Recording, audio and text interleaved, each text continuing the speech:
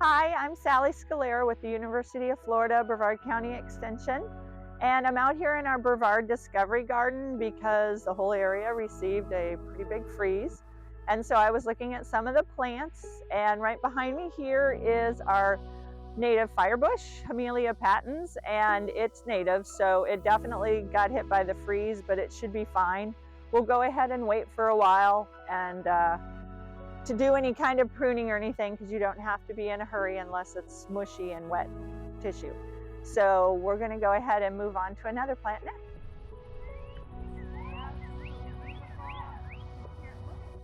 Here in the pollinator habitat, it's some type of a bulb. It could be amaryllis, something like that. But as you can see, all of the tissue is mushy.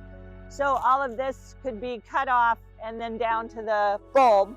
And then this is a jatropha tree, which also got hit, but this will be fine. I'm sure they'll be able to go ahead and prune it back, but there's no hurry in pruning it right away. I knew this wasn't going to survive.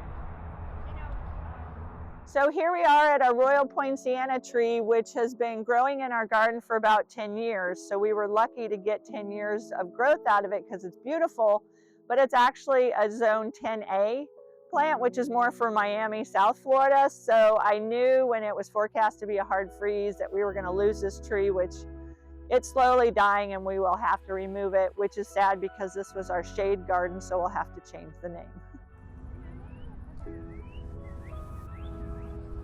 So right here we do have some things that do love the cold. So we have the mustard, we have Swiss chard, cabbages, all cool season vegetables, cauliflower, broccoli, everything else could go ahead and be grown through the winter. And this is part of our food forest, which some of our plants were more tropical, so they've been hit.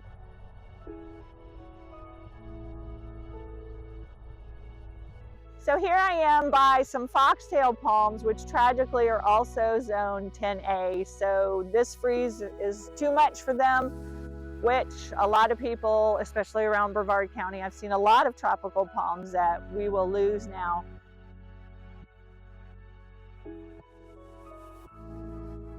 So right here we have a sugar apple, which is actually to me a little bit more tropical.